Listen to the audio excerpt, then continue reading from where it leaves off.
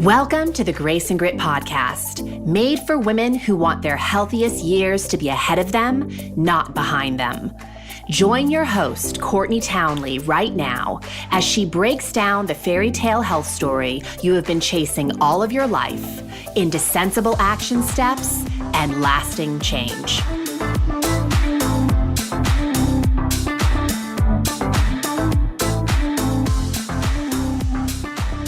Hello, my friends, and welcome to the Grace and Grit podcast. This is your host, Courtney Townley. As always, I am so deeply grateful that you're here tuning into this show. And hey, if you're a longtime Grace and Grit podcast listener and you have yet to rate and review the show, I can't tell you what it would mean to my team and I if you took the time to do that.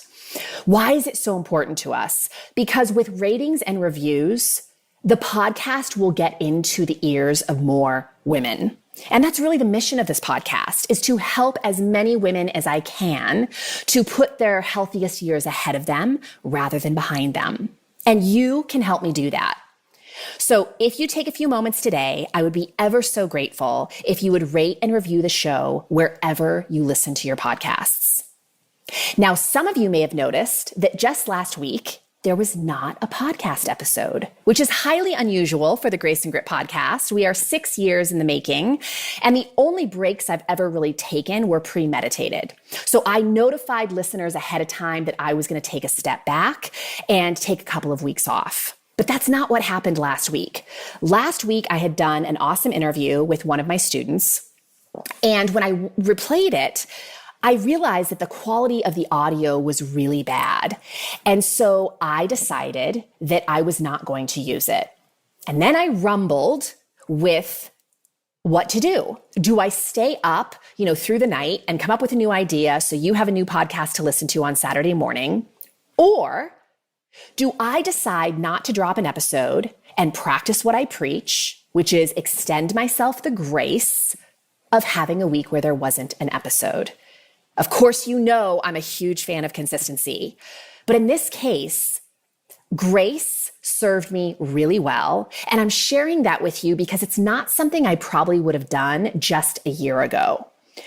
So I had to manage my thinking in the fact that a year ago, I would have been very caught up in spinning out about letting people down and that people were going to be so disappointed that I was failing at the show and I was making a huge mistake and all of the things, which, by the way, would not be useful to me, and it would make it really hard to show up again to produce a show this week. So I ditched all that. And what I focused on was reminding myself that I'm committed to delivering a high quality podcast, even if that means I can't drop an episode every week. Now, please don't hear me saying I see this being a regular thing, but I do think it's an important thing for you, the listener, to hear that we all rumble with extending ourselves grace. But I'm so grateful on the other side that I did take a step back and just allow myself not to produce a show last week, because it allowed me to get the rest that I need, to be fully present for my family and my clients, and to show up this week more excited than ever to give you yet another episode.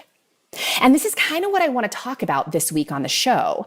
I want to talk about those days where you are working really hard to convince yourself that you are not making progress along the path to change. Because we all have those days. There's not a person on the planet who has leaned into making meaningful change in their life that has not had a day or 20 where they were convincing themselves that they weren't making progress. And of course, that can act as a massive barrier to showing up for yourself. And when you stop showing up, of course, you're going to bring all progress to a stop. So there's 4 cornerstones that I think we often underlook or underconsider when we are looking for progress. The first cornerstone is that small actions are mighty actions. And yet so often we're convincing ourselves that small is insignificant, and it's not. The second cornerstone I want to address is that a wide lens is far more helpful to recognize your progress than a narrow one. The third cornerstone is that radical honesty with yourself is the marrow of sustainable progress.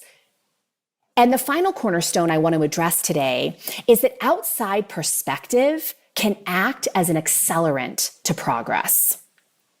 So we're going to break each one of these down to just give you a little bit more fuel to look for all of the progress that is happening right now. So let's start with the first. Small actions are mighty actions. Darren Hardy wrote a book years ago called The Compound Effect. And in that book, he points out a very simple fact. He says the real cost of a $4 a day coffee habit over 20 years is $51,833.79. That's the power of the compound effect. I don't think anybody listening to this show would argue that 52 grand is a significant chunk of change. But $4 a day doesn't seem like a significant chunk of change. So it's really easy to convince ourselves that $4 a day just doesn't make a big dent. But over time, day after day, spending $4 on that coffee, of course, stacks up. And I know this is an argument you've heard before, right? You know the power of the compound effect. But man, do we forget it when we're working on behavior change. Now, Darren Hardy goes on to say, it's not the big things that add up in the end. It's the hundreds, thousands, or millions of little things that separate the ordinary from the extraordinary. So why do we have such a hard time giving ourselves permission to acknowledge the small things that we are doing? Or give ourselves permission to take small steps in tribute to the progress we want to make? Well, I think there's a lot of reasons, but I think one of the biggest reasons is we're in such a damn hurry. People want change now. They want to get out of pain today. And I get that. Nobody likes being in pain. But the truth is, you did not create discomfort in a day. Your discomfort is the byproduct of a million little decisions that you made over a long period of time. And as someone who has walked alongside of many women working to improve their own health, I know that women who are in the biggest hurry to create change are the ones who will have the most difficult time sustaining whatever progress they actually make.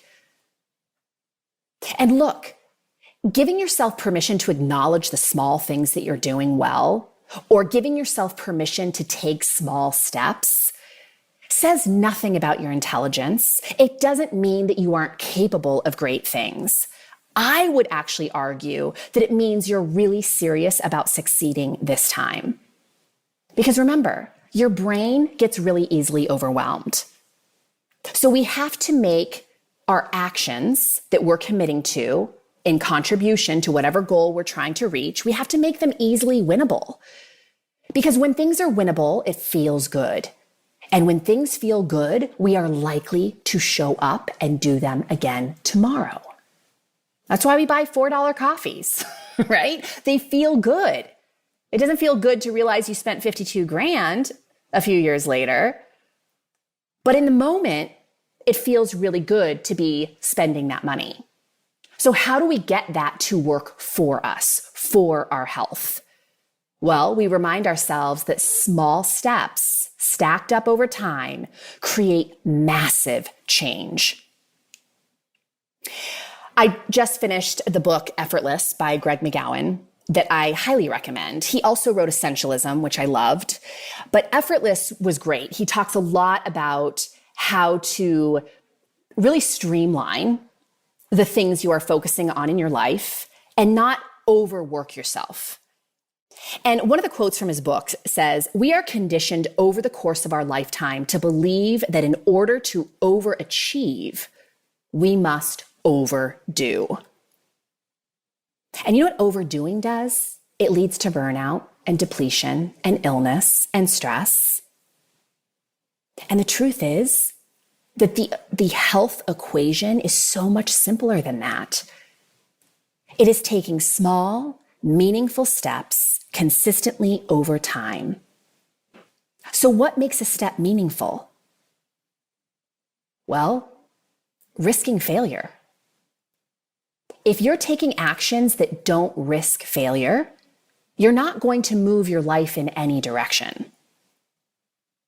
So when I think of actions that don't risk failure, I think of things like listening to this podcast, buying a new book, buying a new workout outfit, signing up for some kind of program. There's no risk in failing in any of those actions. Where the risk really comes in is when you try to apply what you're learning to your life. So when you commit to really organizing yourself to get 7 to 9 hours of sleep every night, you risk failing. When you are up leveling your nutrition and you decide, I'm going to eat 6 cups of vegetables a day, you risk failing. If you want to up your strength game and you've only been strength training a couple days a week and you decide, I'm going to commit to strength training 4 days a week, you risk failure. And failure is not permanent, right? Failure does not mean that you're never going to succeed. It means that you get an opportunity to learn. So when I say commit to a small action that moves you in a direction, what I mean is commit to something that you could fail at, but make it bite-sized so you're pretty certain that you're going to follow through with it. And one of two things is going to happen. Either A, you're going to follow through with it and you're going to feel like you're making progress, or you're going to move further away from your goal and realize that your strategy probably needs to be reconsidered. And you're going to learn some things about yourself. Here's the tricky thing to remember with small actions. Number one, we don't like to give ourselves permission to do them, which is crazy because they're so much easier to execute than massive actions, giant actions.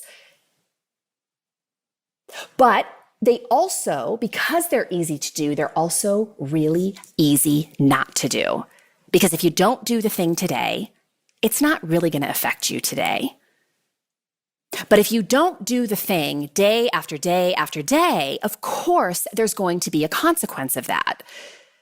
A lot of you have heard me mention the book, The Slight Edge. I've talked about it so much on this podcast. It is probably one of the first personal development books I ever read. I love it. It speaks directly to the compound effect. It's written by a man named Jeff Olson. It's pretty old, so I'm not even sure if it's still in print. My copy, literally the pages are falling out because I've referenced it so many times. But Jeff Olson says, the truth is what you do matters. What you do today matters. What you do every day matters. Successful people just do the things that seem to make no difference in the act of doing them. And they do them over and over and over until the compound effect kicks in. And I love one of the examples that Jeff Olson uses in his book. He talks about eating a hamburger. Eating a hamburger today is not going to have any kind of detrimental effects on your health. But if you eat a hamburger every single day, over the course of many years, of course, there are going to be health consequences of that. Just like a single cigarette isn't going to hurt you today. But smoking a cigarette every day this week, every day next week, it's going to start taking its toll. So just as we break down our health with small daily decisions, it is also how we build up our health.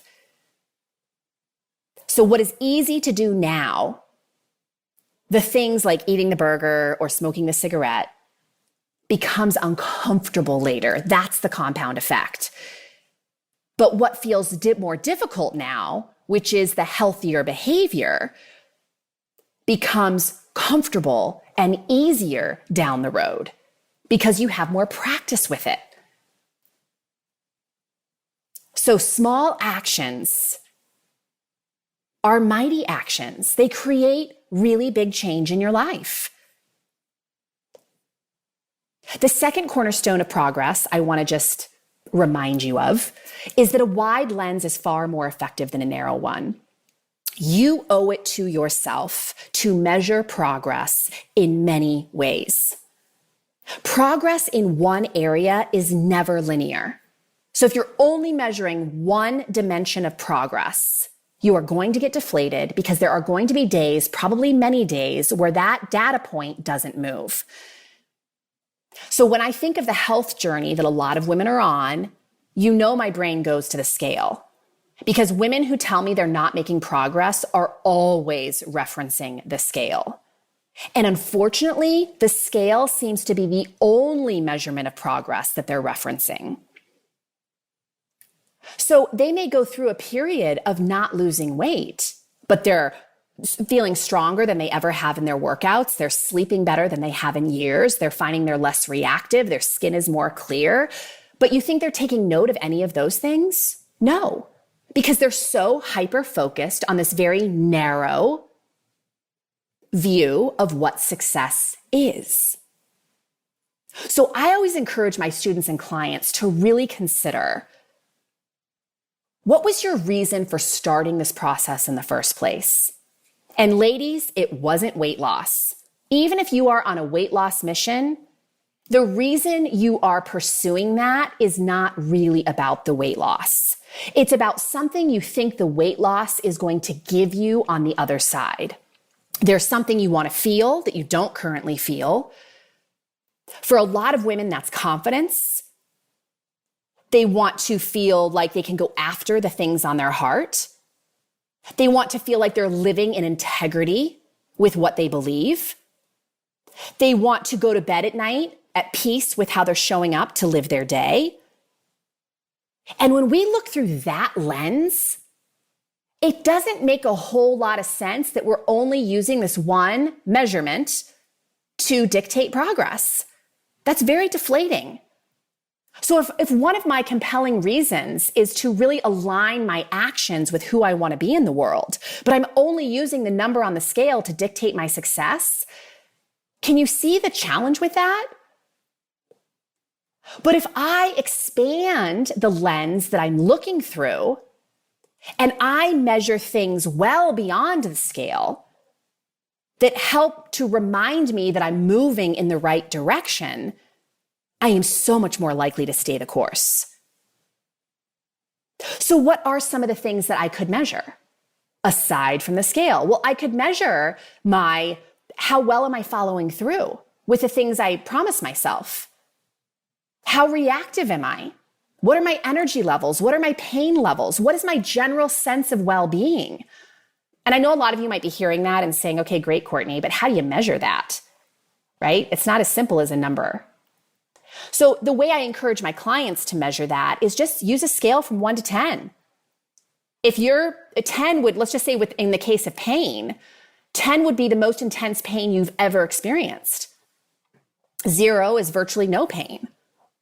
And if right now you're measuring your pain level around an 8, and after a few weeks of up-leveling your self-care, you start measuring closer to a 5 or a 6, that is progress, my friends.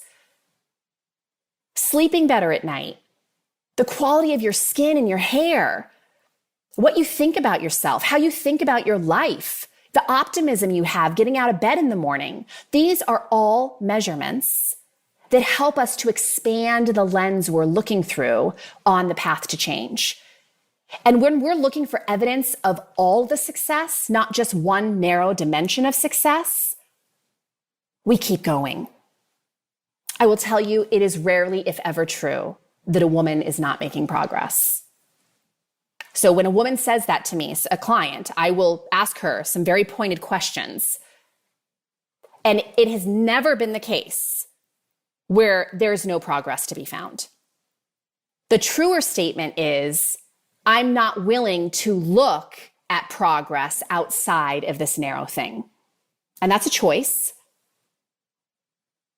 but it's not the more useful choice.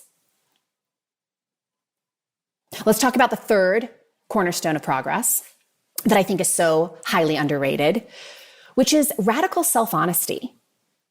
I say that radical self-honesty is the marrow of progress. It is the core. It is the linchpin. Nobody really knows what you're doing but you.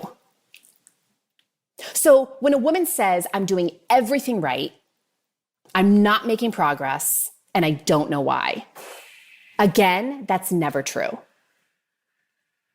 When I ask her some really basic coaching questions and we start to get clear on what she is doing, very quickly into that conversation, she's changing her opinion of what's happening. She starts to see the places that she could dig deeper or that she's not really showing up in. There's always gaps. If you're truly not making progress, there is a gap somewhere. And that's nothing to be shameful about or feel terrible about or beat yourself up about, but it is something that you need to acknowledge in order to fill the gap. And man, we don't like that level of self-awareness because it points out our imperfections, which no human is perfect. And, I know there's this notion, this delusion in our culture that we can aspire to perfection. And looking at where we are falling short doesn't necessarily feel good. But we have to look at it in order to work through it. I always say, you can't fill the hole in the boat if you can't see where the leak is.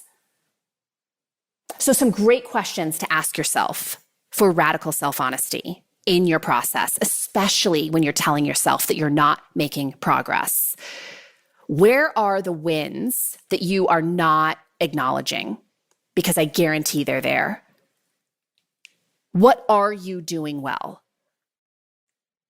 That's a hard question for a lot of women to answer. But again, with a little coaching, we mine for that and we always find it. So where are you not acknowledging your current wins? And where do you need to dig deeper? Because let's face it, even though there are wins happening, it is often also true that there are places and spaces where you could be doing better. So where are your gaps? And why are you resisting those gaps? I've long said the things that we resist the most are usually the things that are going to change us the most. So when a woman is, telling me that she's going to the gym 6 days a week and she's drinking water and getting all this sleep and managing her brain, but she's not feeling like her body's changing at all, if that is what she's aspiring to, right? Trying to get stronger, lose a little bit of fat, whatever the case may be.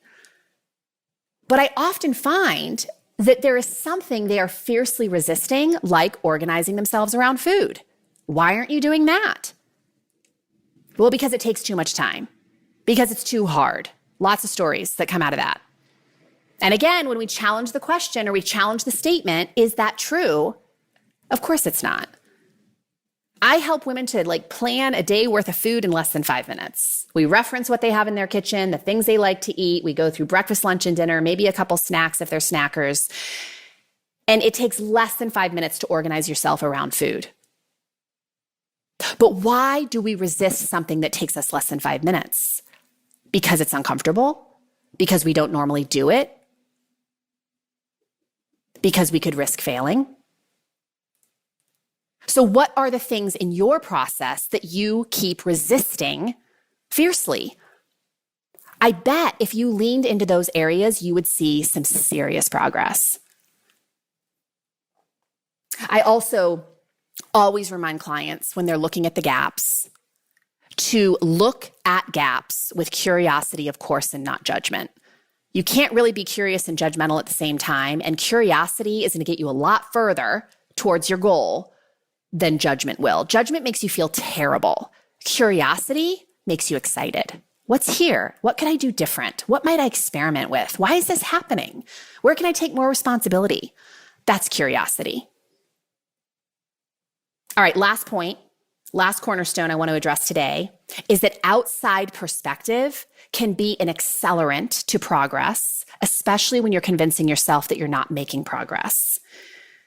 So I talk to a lot of women who aren't seeking out the help they need to improve their own health or lives because they feel like they should be able to sort it out themselves. They are smart, grown-ass women, and they just don't feel like this should be something that they have to outsource.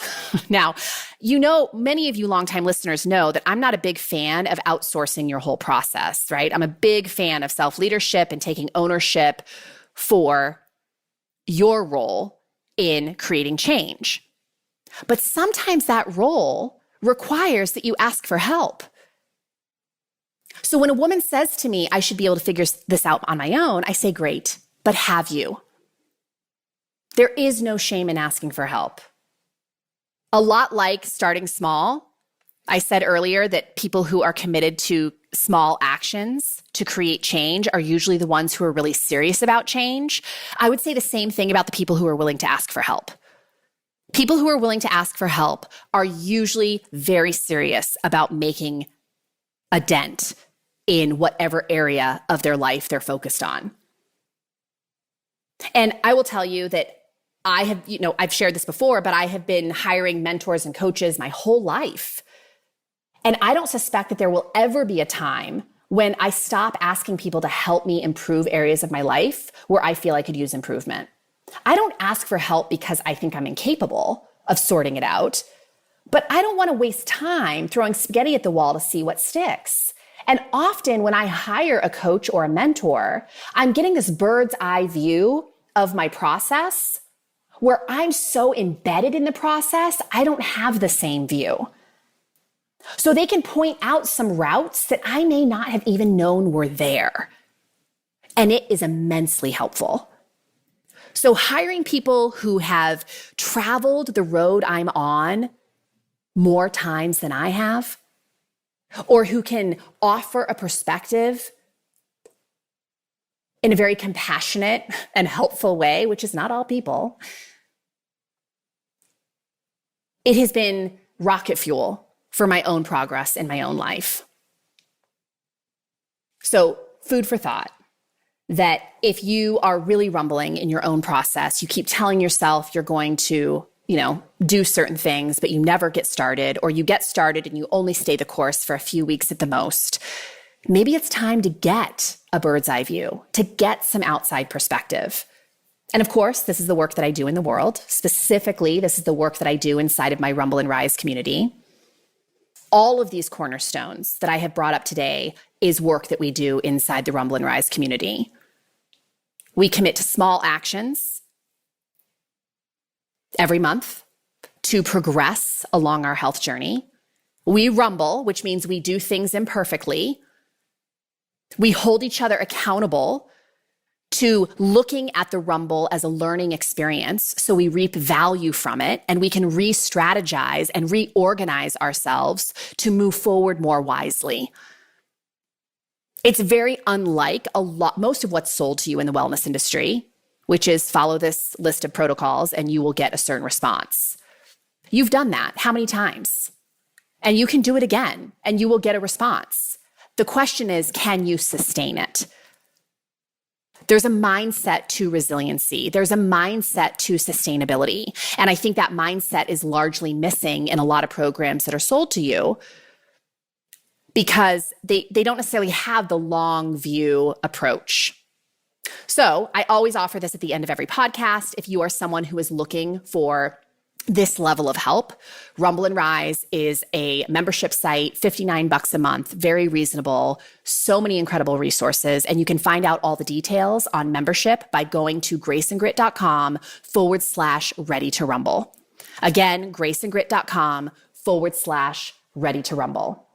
All right, my friends, that's all I have for you today. I hope it was helpful. I hope you pulled something from that might help you to acknowledge your own progress and to really kind of view progress as a bigger and wider thing than just one dimension. I will see you again next week. Take care.